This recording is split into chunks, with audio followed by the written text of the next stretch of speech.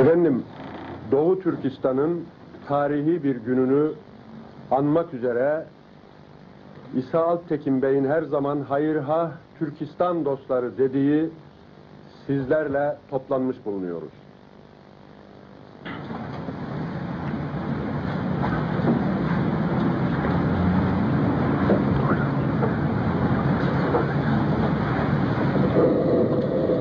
أعوذ بالله من الشيطان الرجيم.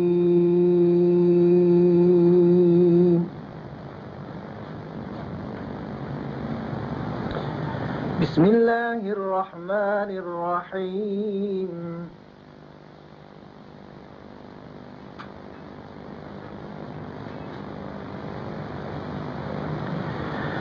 يا أيها الذين آمنوا إن جاءكم فاسق بنبأ فتبينوا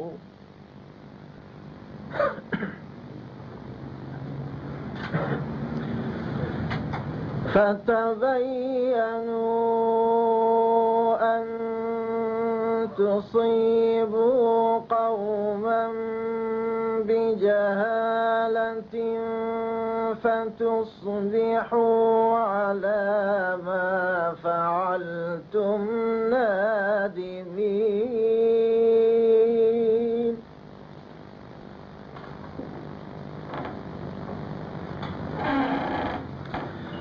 واعلموا أن فيكم رسول الله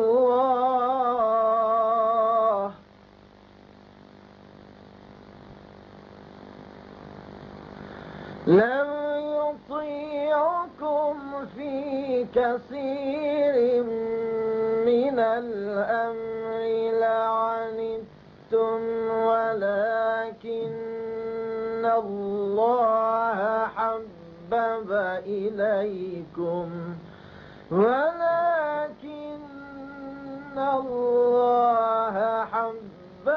إليكم الإيمان وزينه في قلوبكم وكره إليكم الكفر والفسوق والعصيان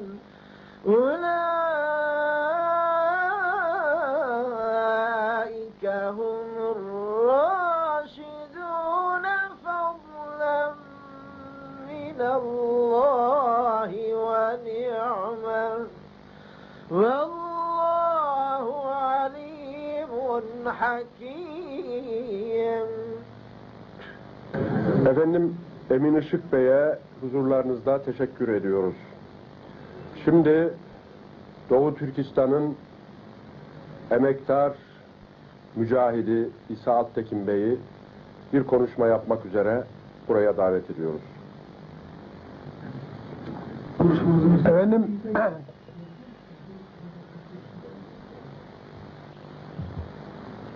pek muhterem,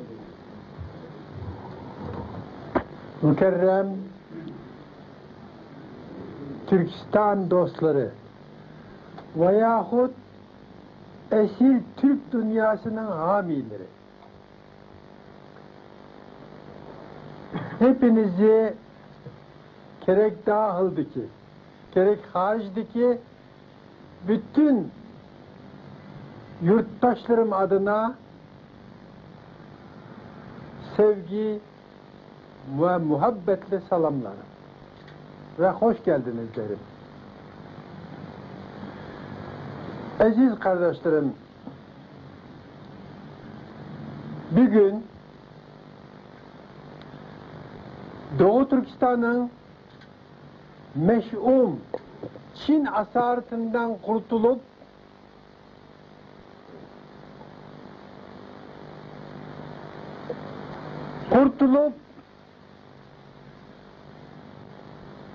Kaşgar'da,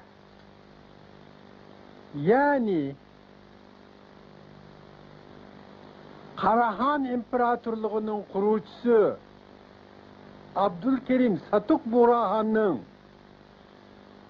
ve Türk alemine şan, şaraf kazandıran Divan-ı Lugat Türk'ün müellifi Mahmud-i Kaşgiri Hazretleri'nin ve Türk'ün şehnamesi olan Kudat Kubilik'in müellifi Yusuf Has Hacib'in kabrini bağrında bulunduran Karahan İmparatorluğu'na ve diğer birkaç Türk devletlerine merkezlik yapan Kaşgar'da istiklalini ilan ettiğinin ve dünyaya karşı büyük ecdadının asaret tanımaz bir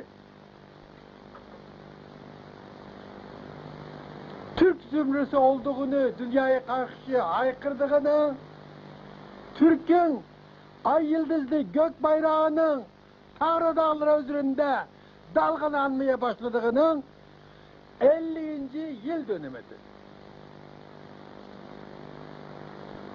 Malum haliniz, dünya Türklerinin ana yurdu olan Doğu Türkistan,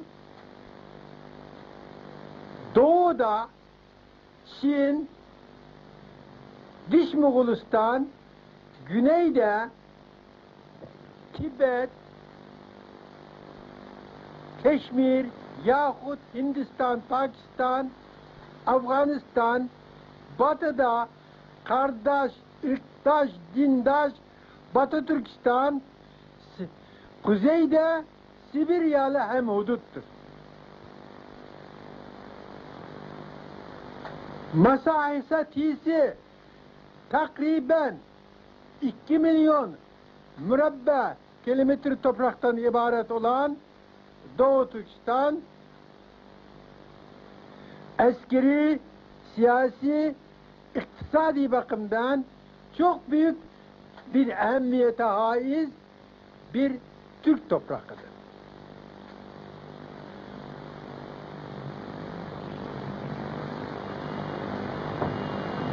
Yer altı, yer üstü servete itibariyle namütenahi bir zenginliğe sahip bir ülkedir. Bugün Rusları bu kadar kuvvetli, kudretli, mütecaviz, tehditkar bir kuvvet haline getirmek gelmesinde Rusların Batı Türkistan'ın yeraltı servetleri büyük rol oynamış ise 35 sene zarfında Kızılçin'in de bu kadar kuvvetli hale gelmesinde Doğu Türkistan'ın yeraltı, yerüstü servetleri büyük rol oynamaktadır.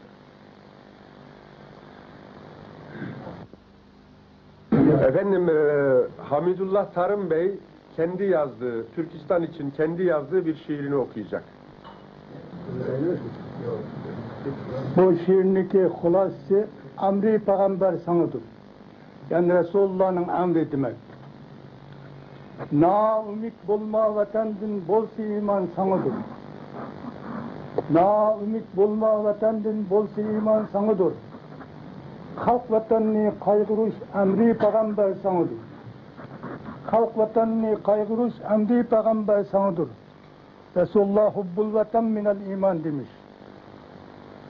Dış Türkler meselesi aslında dış Türkler problemi değildir.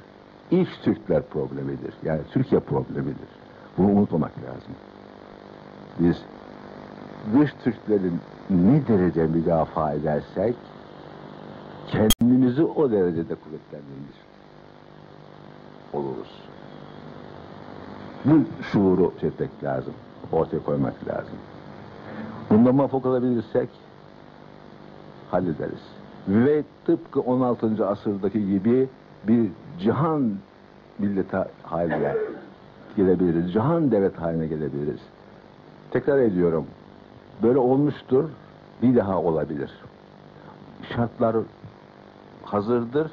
Yalnız bizim bu şartlara intibak etmemiz lazımdır. Biz bundan biraz mahrum vaziyetteyiz. Fakat ümidi kesmemek gerek. Biz buraya bugün matem için toplanmadık. Yani Türkistan bölgesinin istiklali kaybını hatırlayalım, alalım diye toplanmadık. Zannediyorum aksine Türkistan istiklalinin ilanının 50. yıl dönümünü kutlamak için toplandık. O halde karamsar olmaya lüzum yok. İyimser olalım, dikbil olalım. Yani çıkış yolu budur. Ve inşallah bundan sonra hakiki olarak Türkistan başta olmak üzere bütün Türk dünyasının istiklalini kutlamak için toplanırız. Allah bize bu günleri gösterir. Çok teşekkür ederim. Bilhassa İsa Bey'in buradaki çalışmalarını dikkatle, hatta biraz gıpta ile, takdirle takip ettik ve bu takibimiz içinde çalışmalarından gerçekten ders ve kuvvet aldık. Biz Kırım Türkleri Türkiye'de 200 seneden beri yapıla gelen göçler sonunda milyonlarla ifade edilecek sayıdayız. Fakat bildiğiniz gibi Kırım Hanlığı, şuna işaret etmek istiyorum. Bu gayrimüsait şartlar içinde dahi İsa Bey davasına kendisini vakfetmiş ve her şeyi davası için istemiş ve her şeyi davası için yapmaya hazır bir insan olarak bizim sonsuz sevgimizi, saygımızı ve bağlılığımızı kazanmıştır. Bu kazançtan biz de kazançlı çıktık. Bir garip şey daha söyleyeyim. Biz bu memlekette çok Türkçülük şarkıları söyleyerek büyüdük ama işin azametini, vahametini, cesametini de Türkistan'dan kalkıp buraya gelen İsa Bey'in ıstıraplarıyla, duygularıyla biz daha yaşadık. Kâffeten âmmet, bir cümle ehli imanın ve ehli tevhidin ruhları için. Hususiyle Doğu Türkistan davasında şehit düşmüş olan bütün şehit ve gazilerimizden ahirete gidenlerin kâffesinin ruhları için, Allah rızası için El Fatiha.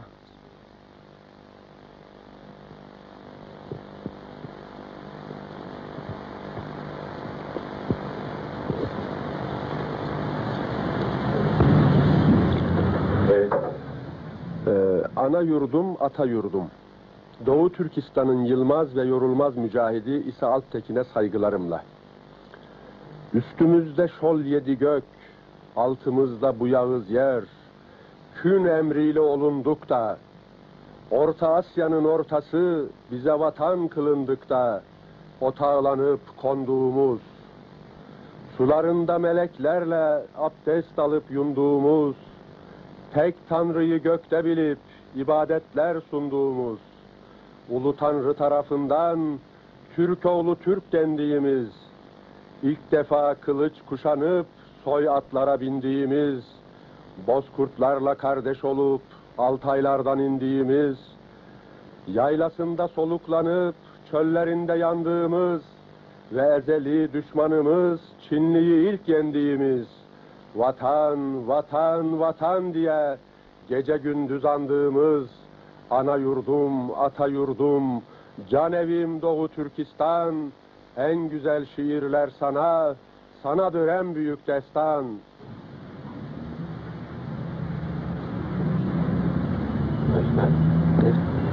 Şimdi sizlere uzun yıllar Türkiye'de ikamet eden merhum mağfur Büyük Şehit Muhammed Ali Efendi tarafından yazılıp ve 50 yıl evvel bugün kurulan ve Kaşgar'da yapılan muhteşem bir merasimle kutlanan İstiklal Günü'nde Doğu Türkistan Milli Ordusu'nun ve talebelerinin resmi geçitte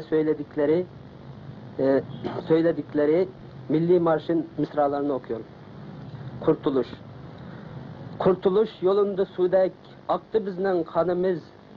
Sen için ey yurtumuz olsun fida bu canımız.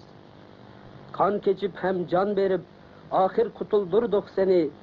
Kalbimizde kutkuluşka var idi imanımız. Yar-ı hemdem boldu bizning himmetimiz sen için. Dünyanı sorgan idi himmet bilen ecdadımız. Yurtumuz biz yüz közünü kan ile pakizledik. Emdi hiç kirletmegeymiz çünkü Türktür namımız. Attila, Cengiz, Temur dünyanı titretken idi. Kan verip nam alimiz biz oğlanın evladıyız. Çıktı can hem aktı kan, düşmenden oldu el aman. Yaşasın hiç ölmesin, parlansın istikbalimiz.